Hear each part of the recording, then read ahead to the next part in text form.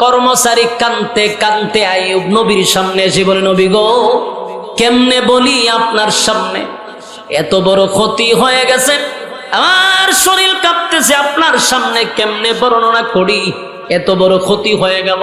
আইয়ুব নবী বলে, বলো ঘটনা কি?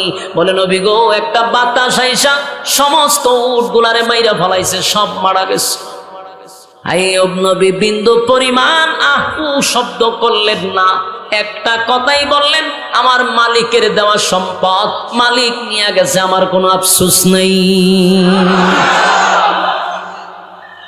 আল্লাহ কয়, শয়তান দেখছ কি? দেখছি, আরো বাকি রয়েছে। এবার আইয়ুব নবীর ছিল বেড়ার বকরির বিশাল একটা পাল ছিল, বাতাস দিয়া সব মেরে লিছে।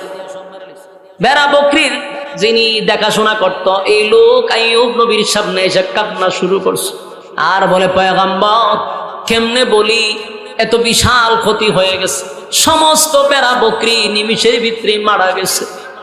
আইয়ুব নবী বুঝতে পারছে, আমার মালিক আমারে পরীক্ষা করতেছে। আইয়ুব নবী বলে, আমি আমার মালিকের উপরে অসন্তুষ্ট না, আমি আমার মালিকের উপরে সন্তুষ্ট, আল্লাহর দেওয়া সম্পদ আল্লাহ নিয়ে গেছে, আমার কোনো আফসোস নাই। শয়তান কয়, কারণটা কি? আরো খেলা রয়ে গেছে। শয়তান এবার যত কৃষি কাজ ছিল, যত জমি ছিল, সব জমির মধ্যে বিভিন্ন ধরনের পোক লাগাইয়া সব মেরে ফেলাইছে, ফসল সব নষ্ট করে দিছে। কৃষকরা নবীর কাছে খাইটা বলে, সব ফসল নষ্ট হয়ে গেছে পয়গম্বর, এখন আমরা খাবো কি, চলবো কি? আল্লাহর পয়গম্বর বলে, টেনশন করার কোনো কারণ নাই, আল্লাহ দিছে, আল্লাহ নিছে, যেই পরিমাণ মজুদ আছে আমরা আরো 3 বছর এমনি খাইতে পারবো। সুবহানাল্লাহ, গোডাউনে যেই পরিমাণ মাল আছে 3 বছর খাইতে পারবো। এই কথা আবার শয়তানে শুনে লাইছে। শয়তানে গিয়া গোডাউনের মধ্যে আগুন লাগাই দিছে, আগুন লাগাইয়া 3 বছরের খাবার সব নষ্ট করে দিছে। চিন্তা করেন কি পরিমাণ খারাপ। আইয়ুব নবীর কাছে বলে, হযরত, আমরা তো বলছিলাম যে 3 বছর আমরা যে কোনো ভাবে চলতে পারবো, গোডাউনে আগুন লেগে গেছে, আমরার কি উপায় হবে? একের পর এক আইয়ুব নবীর উপরে মুসিবত শুরু হয়েছে, পরীক্ষা। হ্যাঁ যুবক বা, এই পৃথিবীতে আল্লাহ নবী রাসূলকে পরীক্ষার থেকে রেহাই দেয় নাই, আর তুমি আর আমি পরীক্ষা ছাড়া বাস করব? কথা কই না দি? নবী রাসূলদের কোনো গুনাহ ছিল? কথা হয় না? আমাদের আকীদা কোন নবী রাসূলের গুনাহ নাই, তারা নিষ্পাপ। নিষ্পাপ নবীদের আমার মালিক পরীক্ষা করছে গো, পরীক্ষা ছাড়া আল্লাহ কাউকে ছেড়ে দেয় নাই। আইয়ুব নবীর উপরে একটার পর একটা পরীক্ষা শুরু হয়ে গেল, সমস্ত বেড়া বকরি শেষ, গোডাউন শেষ। এরপর আইয়ুব নবী বিন্দু পরিমাণ চেহারা কালা করে নাই। শয়তান চিন্তায় পড়ে গেছে, মালের উপর দিয়ে যুদ্ধ করলাম, আইয়ুব নবী তো চেহারা মলিন পড়ে না। এবার শয়তান সিদ্ধান্ত নিছে, জানের উপর দিয়ে অ্যাকশন চালাবো। আইয়ুব আলাইহিস সালামের 14টা ছেলে সন্তান ছিল। কতটা? বিবি ছিল 4টা, ছেলে সন্তান ছিল 14টা। একটা ঘরে বৈশাখ পড়তে ছিল, শয়তান একটা দেয়ালে ধাক্কা মেরে সবগুলি সন্তানকে একসাথে মেরে ফেলাইছে। বলুন, আপনার সব ছেলে যদি মুহূর্তের ভিতরেই মারা যায়, আপনি সহ্য করতে পারবেন? কথা কয় না দি? আইয়ুব নবীর কাছে খবর আসছে, নবী গো, আপনার 14টা সন্তান এই মুহূর্তে মারা গেছে। আইয়ুব নবী একটা সেকেন্ডের জন্য মন খারাপ করে নাই, আল্লাহর দিকে তাকায়া বলে, মালিক, আমি আপনার উপরে সন্তুষ্ট, আপনার দেওয়া মাল আপনি নিয়ে গেছেন, আমার কোনো আফসোস নেই। শয়তান তো পাগলের মতো হয়ে গেছে, কোনোভাবেই থামাইতে পারতেছে না। শেষে আইয়ুব নবীর শরীরের মধ্যে এক ধরনের বাতাস ছাড়ছে, যার কারণে শরীরের মধ্যে গোটা গাড়ি বাড়িছে, বসন্তের মতো শরীরে বাহির হয়েছে। এখান থেকে পুষ জন্মা শরীরে পছন্দ ধরছে। 4 জন বিবি ছিল, কয়জন? চারজন বিবির মধ্যে তিনজন বিবি দুর্গন্ধ টিকতে না পেরে তিনজন বিবি আইয়ুব নবীর ছেড়ে চলে গেছে। এই জন্য অনেক বউগুলি হইল সুবিধাবাদী জিন্দাবাদ। বাস্তব না বাস্তব? জামাইয়ের যতদিন খামাই থাকে, টাকা যতদিন আছে ভালোবাসা ততদিন আছে, টাকা নাই তো ভালোবাসা জানালা দিয়া পালায়। সবার কথা বলি না, ইল্লা মাশাআল্লাহ এখনো ভালো মেয়েরা আছে না নেই? কিন্তু এমন মহিলা আছে স্বামীর সুখের সময়ে তাকে, স্বামীর দুঃখের সময় তারে পাওয়া যায় না। আইয়ুব নবীর চারজন বিবির মধ্যে তিনজন বিবি যখন দেখলো আইয়ুব নবীর চেহারা নষ্ট হয়ে গেছে, শরীরের মধ্যে দুর্গন্ধ, তিনজন বিবি একে একে চলে গেল। একজন বিবি সাথে ছিল, তার নাম হলো বিবি রহিমা। বিবি রহিমার ইতিহাস হইল ইউসুফ নবীর ছেলের ঘরের মেয়ে। সুবহানাল্লাহ। আপনারা বাড়ি গিয়া হইবেন, আপনারা যেভাবে মুর্দা আমার বসাইছেন একটা গুরুস্থানের মাঝখানে, আওয়াজ শুনেননি শেষ মাথা পর্যন্ত, কথা কই না খানে মাতামাতি করতে হইব। আমি আওয়াজ না পেলে আওয়াজ দিব কেমন? বলো নাম কি ছিল? রহিমা। কার মেয়ে ছিল? কার? ইউসুফ নবীর ছেলের ঘরে মেয়ে, মানে নাতি, নাতনি, নাতনি। ইউসুফ নবী কেমন সুন্দর ছিল, পৃথিবীর অর্ধেক সুন্দর ইউসুফ নবীর আল্লাহ দিছে। ইউসুফ নবীর ছেলের ঘরে মেয়ে, মেয়েটা কেমন সুন্দর হবে? সুবহানাল্লাহ, সুবহানাল্লাহ।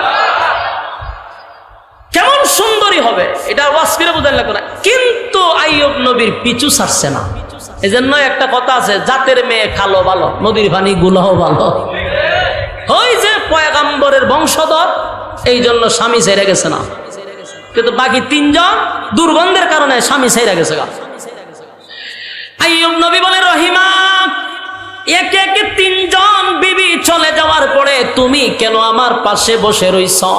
তোমার নাকি কি দুর্গন্ধ লাগে না? তোমার কি কষ্ট লাগে না? তোমার কি বিরক্ত লাগে না? রহিমা বলে, প্রাণের স্বামী, আপনি দেশের বাদশা ছিলেন বাদশা, আমি বাদশার বউ ছিলাম, রানী ছিলাম, রানী। আপনার সুখের সময় আমি ছিলাম, এখন আপনার দুঃখের সময় যদি আমি চলে যাই, আমার মালিকের কাছে আমি কি জবাব দিব? সুবহানাল্লাহ। আমি আপনার পিছু ছাড়ব না। আইয়ুব নবী বারবার বলছে, রহিমা তুমি চলে যাও, এই দুর্গন্ধে টিকতে পারবা না। এরপরে রহিমা যায় নাই। শয়তান চিন্তায় পড়ে গেল, কি করা যায়? গোটা এলাকার মানুষকে শয়তান জানায়া দিছে আইয়ুবের শরীরে এমন রোগ হইছে, এটার বাতাস যার শরীরে লাগবে সেই মারা যাবে, এই রোগে আক্রান্ত হবে। এটা একটা ভাইরাস। গ্রামের মানুষ গেছে কিপটা, দেশের বাদশা ছিল। গ্রামের মানুষ কয়, আইয়ুব নবী আপনি গ্রামে থাকতে পারবেন না, কারণ আপনার শরীরে যে রোগ হয়েছে এটার ভাইরাস পুরো গ্রামে ছড়াইব। রহিমাকে এসে বলে, রহিমা তোমার স্বামীকে নিয়ে আগামীকালকে গ্রাম ছাড়তে হবে, যদি তুমি না ছাড়ো তোমার স্বামীকে জিন্দা কবর দিব, তোমার সাথে খারাপ আচরণ করব। নাউজুবিল্লাহ। কত বড় কথা! রহিমার চোখ দিয়া পানি পড়ে। স্বামীরে লইয়া কোথায় যাবে রে? মহিলা মানুষ স্বামীরে লইয়া কোথায় যাবে? সারা রাত রহিমা ঘুমায় নাই। সকালবেলা আমার স্বামীরে যদি তারা আঘাত করে, আমার ইজ্জত নিয়ে যদি টানাটানি করে, তাই মহিলা মানুষ স্বামীরে চাদরের মধ্যে বসাইয়া দুই বাজু বেঁধে কাদের মধ্যে ঝুলাইয়া তারপরে সামনের দিকে রওনা দিছে। একবার চিন্তা করো, একজন পুরুষ মানুষকে যত শক্তিশালী মহিলাই হোক, পুরুষের শক্তির থেকে তার বেশি না, কিন্তু মহিলা হইয়া স্বামীরে চাদর দিয়া পেছাইয়া কাঁধে নিয়ে সামনের দিকে হাঁটতেছে। এক গ্রাম সাইরা আরেক গ্রামে গেল, সেখানে স্থান দেয় নাই, অন্যথায় একটা জঙ্গলে গিয়া আশ্রয় নিছে। জঙ্গলে যাওয়ার পরে রহিমা যে কিছু নিয়ে আসছিল সব খাওয়া, সেজন খাবে কি? পেটে কি দা? স্বামী খাবে কি? কেউ খাবার দেয় না। রহিমা নিজে মানুষের বাড়িতে গিয়ে ছদ্মবেশে মানুষের ঘরে গিয়া কাজ করে। একবার চিন্তা করেন, উনি কিন্তু রানী ছিল। আমার কথা কি বুঝতেছেন? বাদশার বউ মানে কি?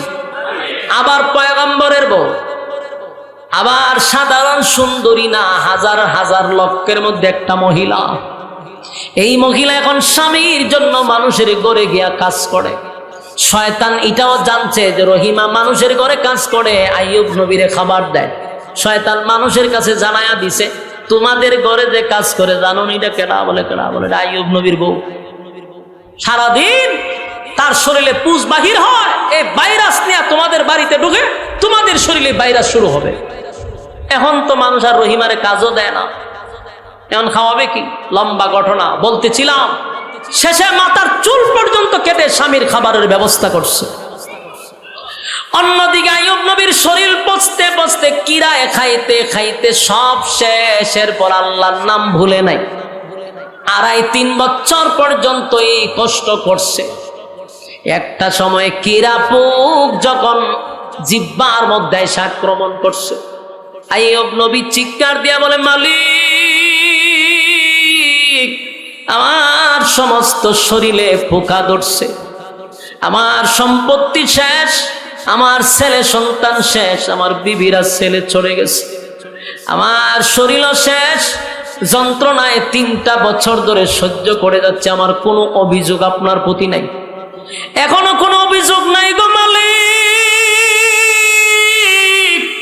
কিন্তু আজকে আমি কথা বলতে চাই, কারণ এতদিন আমার শরীরে পোকা খাইছে, কিন্তু জিহ্বাটা থাকার কারণে আমি জিহ্বা দিয়ে আপনার নাম জপতে পারছি, আল্লাহ আল্লাহ বলে ডাকছি। আমার শরীরে পোকা কামড়ানোর পরে আমার জিহ্বা দিয়ে আপনার নাম জপার কারণে আমি এত আনন্দ পাইছি, আমার শরীরের কষ্ট আমি বুঝতে পারি নাই। কিন্তু আজকে পোকা আমার জিহ্বায় ধরছে, এখন আপনার কাছে দরখাস্ত, আমার সারা শরীর শেষ করে দেন, কিন্তু জিহ্বাটা আমার হেফাজত করেন, আমি নবী যেন আপনার নাম জপতে পারি। আমার আল্লাহ বলে, জিবরাইল, আমার বন্ধু 3টা বছর ধরে পোকার কামড়কে কোনো অভিযোগ আমি আল্লাহর কাছে করে নাই, কোনো অভিযোগ নাই, রাজত্ব হারাইছে, গ্রাম ছাড়ছে, জঙ্গলে গিয়া বসবাস করছে, আমার বন্ধু এত কষ্ট করার পরেও আমার কাছে কোনো অভিযোগ দেয় নাই। আজকে আমার নাম না বলতে পেরে আমার কাছে আবদার করছে তার জিহ্বার হেফাজত করতে। জিবরাইল রে, আর করতে কষ্ট করতে হবে না, আমার বন্ধু পরীক্ষায় ফার্স্ট ডিভিশনে পাস করছে। আমার বন্ধুরে বলো, বন্ধুর সামনে একটা ঝর্ণা আছে, সেটার মধ্যে যেন বন্ধু গোসল করে। বন্ধু যখন গোসল করতে লাগলো, ডুব দিয়া যখন আবার ওইটা দাঁড়াইছে, এমনি তাকায়া দেখে আগের চেয়েও চেহারা সুন্দর হয়ে গেছে, একটা পোকা নাই, শরীরে কোনো দাগ নাই, আগের চেয়ে সুঠাম দেহের অধিকারী হয়ে গেছে, চেহারা আগের থেকে আরো সুন্দর হয়ে গেছে। অন্যদিকে বিবি রহিমা মানুষের দাঁড়ে দাঁড়ে স্বামীর খাবারের জন্য বাহির হইছে, খাবার নিয়ে আইসা দেখে স্বামী তো স্বামী নাই, যেন আগের চেয়ে আরো সুন্দর হয়ে গেছে। রহিমা চিৎকার দিয়া বলে, আমার স্বামী গেল কোথায়, আমার স্বামী গেল কোথায়? আইয়ুব নবী বলে, প্রাণের বিবি, হ্যাঁ, আমার আল্লাহ আমার সমস্ত রোগ বালা মুসিবত দূর করে আমারে আল্লাহ সুন্দর সুঠাম দেহের অধিকারী বানাইছে।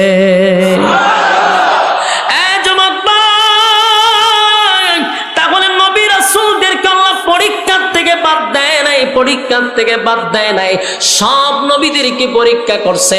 খলিলুল্লাহ মানে আল্লাহর বন্ধু ইব্রাহিম খলিলুল্লাহরে আগুনে ফালাইয়াও পরীক্ষা করছে। যেই মাত্র নমরুদ আগুনে ফালাবে, এমনি বিভিন্ন ফেরেশতারা এসে বলছে, ইব্রাহিম আমার কাছে সাহায্য চান, আমি আপনাকে বাঁচাবো।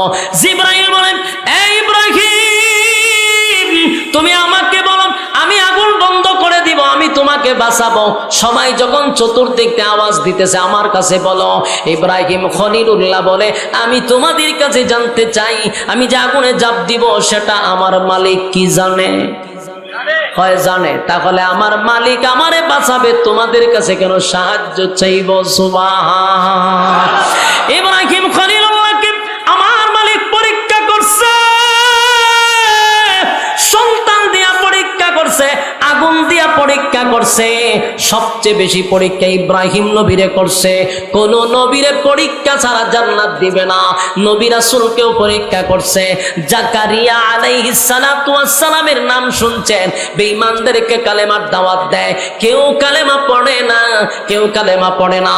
একটা সময় বেঈমানরা হযরত জাকারিয়া আলাইহিস সালাতু ওয়াস সালামকে মারার জন্য যখন দৌড়ানো শুরু করছে, জাকারিয়া নবীরে শেষ করে দিবে। জাকারিয়া নবী দৌড়াইয়া একটা গাছের সামনে গিয়া এমন মুসিবতে পড়ছে, জাকারিয়া নবী বলে, গাছ রে, এখন আমি কি করব, আমার একটু বাঁচাও।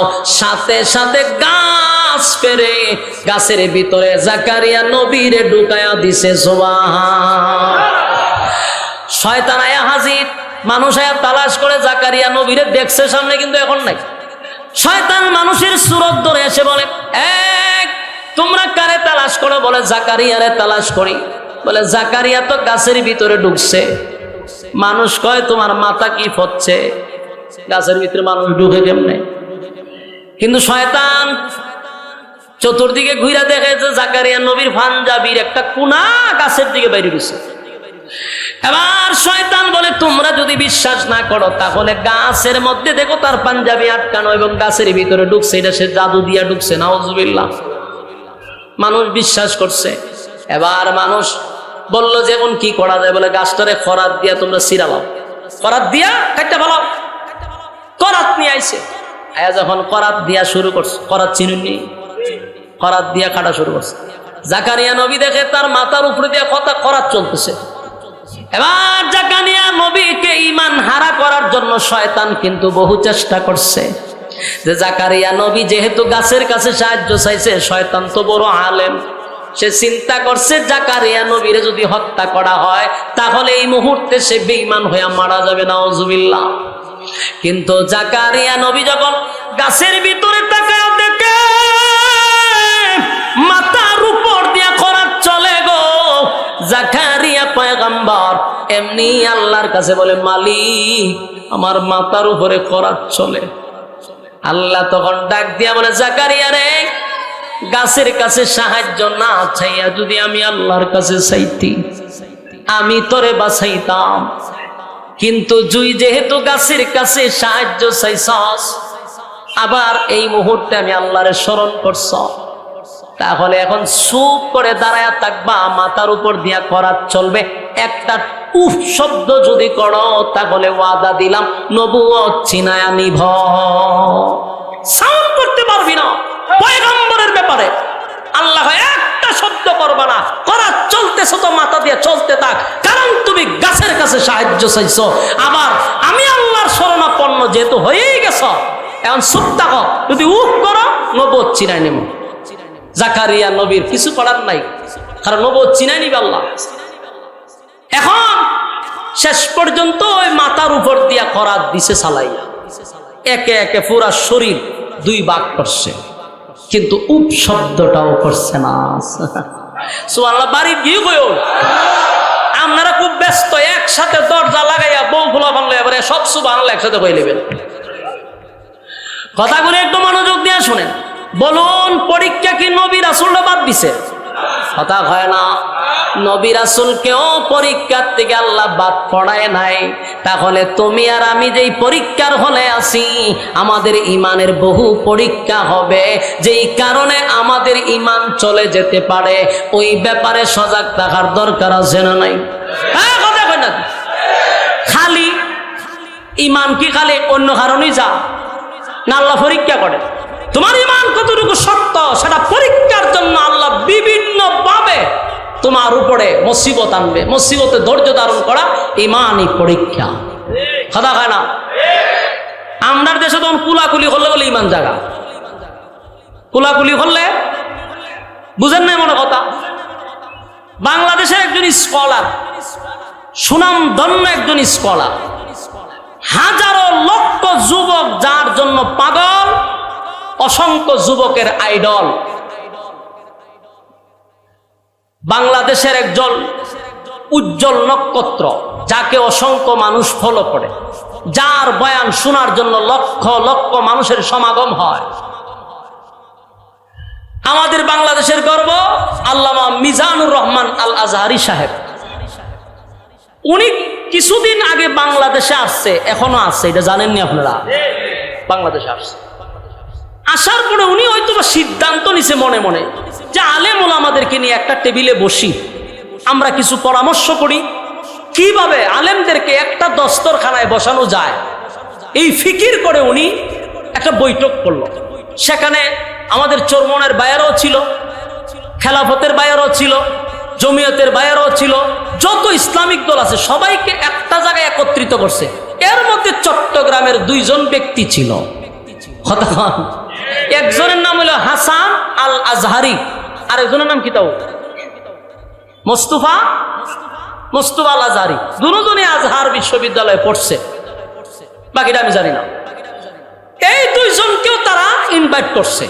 কত উদার হলে, কথা বুঝতেছেন আমার, কতটুকু উদার হলে তাদেরকেও দাওয়াত দিয়ে আনছে। অথচ তাদের কোনো প্রোগ্রামে আজ পর্যন্ত আমাদের গণারা কাউকে দাওয়াত দিয়ে নিছে কিনা আমার জানা নাই। কিন্তু আজহারি সাহেবের উদার মন, উনি তাদেরকেও দাওয়াত দিয়ে আনছে, একই দস্তরখানায় বসাইছে, কুলাকুলি করছে, অন্তর দিয়া মহব্বত দিছে, খাওয়াইছে। এখান থেকে যাওয়ার পরে এখন এরা মাইকের সামনে তওবা করে, হয় আমরা ইমান গেছে গা, আবার নতুন করে কালেমা পড়তেছে। এদের কিছু গুরু আছে, এরা ফতোয়া দিছে, এরা বলে ইমান গেছে গা। আমি এদেরকে খুব ভালো জানতাম, ভালোবাসতাম, যে শিক্ষিত পোলাপান ওই অন্যটির মতো জট মধ্যে লাগায় লারা ছাড়া দেয়, এটির মতো না। এরা কিন্তু কথাগুলি অনেক ভালো লাগে এবং যুবকরা তাদেরকে মহব্বত করে। স্মার্ট ছেলে, এখনকার যে প্রেক্ষাপট নিয়েও কথা বলতো। এদের গুরু ওই যে প্রত্যেকের মূল কিন্তু একটা জায়গায়, মূলে কিন্তু টানে মানুষকে, কথা হয় না? ওই এদের বড় বড় যে গুরু কতটা আছে, এরা ফতোয়া দিছে যে আজহারি সাহেবের সাথে কুলাকুলি করার কারণে ইমান গেছে গা। বিষয়টা আমি বলার প্রয়োজন মনে করছি, এই জন্য বলতেছি, জানার দরকার আছে আপনাদের। ইমান কেমনে যায় এটা তো জানতেই হোক। উনি একজন মুসলমান না হোক, একজন হিন্দু হোক, তার সাথে যদি আমি কুলাকুলি করি আমার ইমান যাবো গা। এই ফতোয়া পাইছেন কো? ফরেন কি আমি এটা বুঝতে পাইতেছেন? হারা জীবন তো বাপ দাদার গিচ্ছা পড়েন, ওনারা কি কিতাব পড়েন? একজন হিন্দু লোকের সাথে যদি আমি কুলাকুলি করি আমার ইমান যাবে কেন? এটার সাথে ইমানের সম্পর্ক কি? সে হিন্দু, সে তো মানুষ, আমি তার সাথে যদি কোলাকুলি করি আমার ইমান যাবে কেন? আর আজহারি সাহেব সাধারণ কোনো ব্যক্তি, এই ব্যক্তির সাথে তুই কোলাকুলি করছ, তোর ইমান গেছে গা। কথা হয় না? তওবা করছে, আবার নতুন করে কালেমা পড়ছে। কি পরিমাণ নাটক! কালেমা পড়ে আবার হয়ে ইমান আছে। অন্ত তুই যদি আসলে অমুসলিম হয়ে যাস, তোর ইমান যদি জায়গা, ফতোয়া যখন দিছ আরো ফতোয়া শুনে যা। তোর যেহেতু তোদের ফতোয়া অনুযায়ী তোদের ইমান চলে গেছে, তাহলে তোর বউ তালাক হয়ে গেছে। কারণ কোন লোক বেঈমান হলে তার বউ থাকে না। তুই তো ইমানের না, তোর বিয়া করস না করে, বউ সা তালাক হয়ে গেছে, নতুন করে বিয়া কর। ফতোয়া তোরা দিছ, ফতোয়া এখন আরো রয়ে গেছে। ইমান যদি চলে যায় তাহলে বউ তাকে নি, তাহলে নতুন করে আবার বিয়া করার দরকার না। চিন্তা করেন, জাতির ঐক্যের সময় আমরা চাচ্ছি যে সব আলেমরা একটা দস্তরখানায় বসুক। মানুষ কত আশা নিয়ে আলেমদের দিকে তাকাইছে যে সবাই এক হোক, ঠেলাঠেলি বাদ দিয়ে সব এক হয়ে যাক। কারণ বাংলাদেশে সোনার বাংলা দেখছি, রূপার বাংলা দেখছি, আমরা বহু বাংলা দেখতে লাইছি। নৌকার বাংলা দেখছি, দানের বাংলা দেখছি, লাঙ্গলের বাংলা দেখছি, কত বাংলা দেখছি, মাগার ইসলামের বাংলা এখনো দেখতে পারি নাই। এই আফসোস নিয়ে আমরা স্বপ্ন দেখতেছি, এর মধ্যে এরা হয় কুলাকুলি করলো বলে ইমান জাগা। আসলে তেল আর পানি এক হয় না।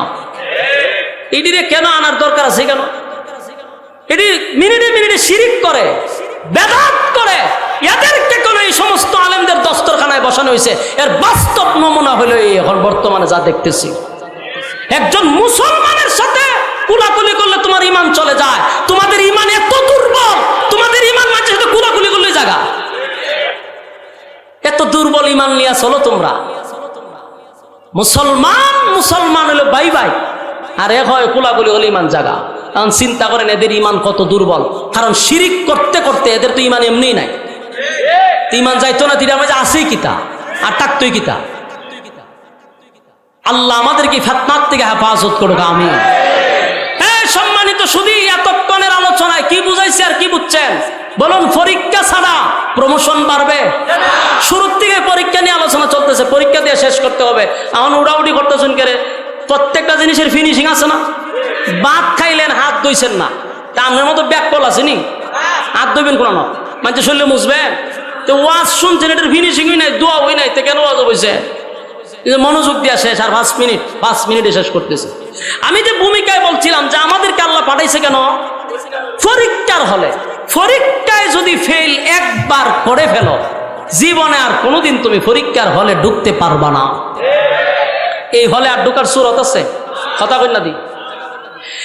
একবার যদি পরীক্ষার হলে ফেল করো, আর কোনোদিন পরীক্ষার হলে ঢুকতে পারবা? জিন্দেগি শেষ। আল্লাহ বলে, বান্দারে পরীক্ষার হলে পাঠাইছি, একবার যদি ফেল করো আর কোনোদিন তোমারে কেউ পরীক্ষার হলে ঢোকাবে না। যুবক ভাইরা আমার, পরীক্ষার হলে আসছি, আমাদের পরীক্ষা শুরু হয়ে গেছে। তাই প্রতিটা মিনিটে মিনিটে নিজে দাঁতগুলি লড়াচড়া করে, চামড়াগুলি ঢিল হয়ে গেছে, তার মানে আমার মরণের সিগন্যাল দিতেছে। কথা হয় না? ঢাকা শহরের ব্যবসায়ীদের হাতে পায়ে ধরে বলি, এই পৃথিবীর কেউ কোনোদিন থাকতে পারে নাই, আমরাও থাকবো না, এটাই বাস্তব কথা। হন ঠিক? আমার আগে এই বাড়িতে বাস করেছে অনেক জন, তারাও গেছে, আমিও যাব, রইব না আর বেশিক্ষণ।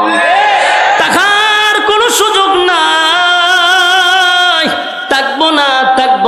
থাকবো না। এই পৃথিবী যারা টাকা পয়সা আল্লাহ দিছে, পরীক্ষা চলতেছে। যুবক ভাইরা রে, দুনিয়া এত নিষ্ঠুর, এত স্বার্থপর। আমি মনে করি আমি ছাড়া দুনিয়া চলবে না, আমি ছাড়া সংসার চলবে না, আমি ছাড়া কিছু চলবে না।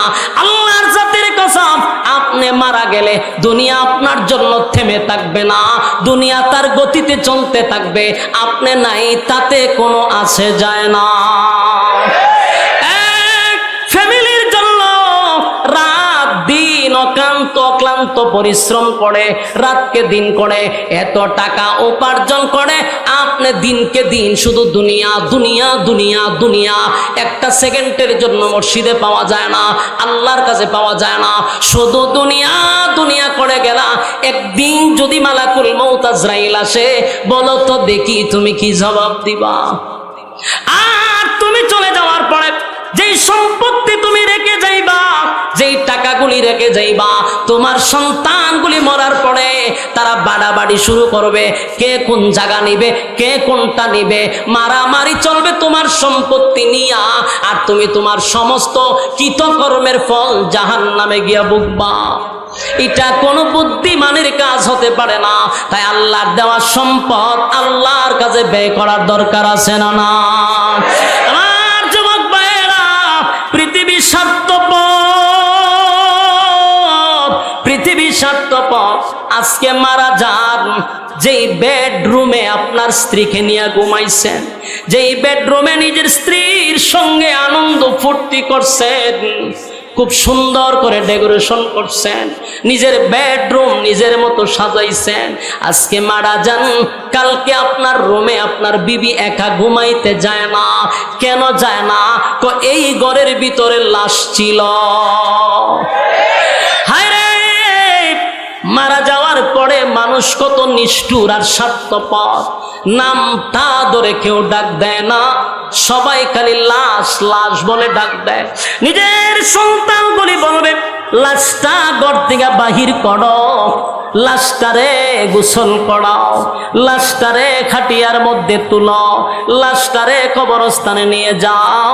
যেই সন্তান বাবা বাবা বলে আমারে ডাকতো, আজকে বাবা বলে ডাক দেয় না রে, আমারে লাশ বলে ডাক দেয়। আমার ঘরের ভিতরে আমার বিবি রে লইয়া ঘুমাইলাম, আজকে বিবি একা ঘরে যায় না, এই ঘরে নাকি লাশ ছিল। দুনিয়ার সমস্ত কৃতকর্মের জন্য পরকালে শাস্তি ভোগ করব। আর আমার সম্পত্তি নিয়া আমার সন্তান আমার ভাইয়ের মধ্যে ঝগড়া হবে। এমন বোকা মানুষ, যত জ্ঞানী হও, যত ডিগ্রিওয়ালাই হও, তোমার মতো বোকা কেউ হতে পারে না। আমার যুবক ভাইয়েরা, মালা মালাকুল মউত আজরাইল আসলে পরীক্ষার হলে থাকতে দিবে না। তোমার মতো বড় বড় ক্ষমতাশীল রে আল্লাহ কিন্তু সাইজ করছে। আজকে দেখো ঢাকা মিরপুরের এরিয়ায় যদি কোনো গুরুস্থান থাকে, সেই গুরুস্থানে গিয়া দেখো কত বড় বড় নেতারা গুরুস্থানে শায়িত, কেউ তাদের পাশে যায় না। কবরের সামনে গিয়া সূরা ফাতিহা পড়ে কেউ একদিন জিয়ারত করে না। ওই মানুষগুলা কবরে তাইকা তাইকা বলে, কবির ভাষায় বলে, আমি একটা মানুষ ছিলাম, আমার একটা নাম ছিল, সবার মতো আমার দেহে রক্ত পানি ঘাম ছিল। আমি একটা মানুষ ছিলাম, আমার একটা নাম ছিল, সবার মতো আমার দেহে রক্ত পানি ঘাম ছিল। মৃত্যু ছিল তাই সমাজে আমার অনেক দাম ছিল, মৃত্যু ছিল তাই সমাজে আমার অনেক দাম ছিল।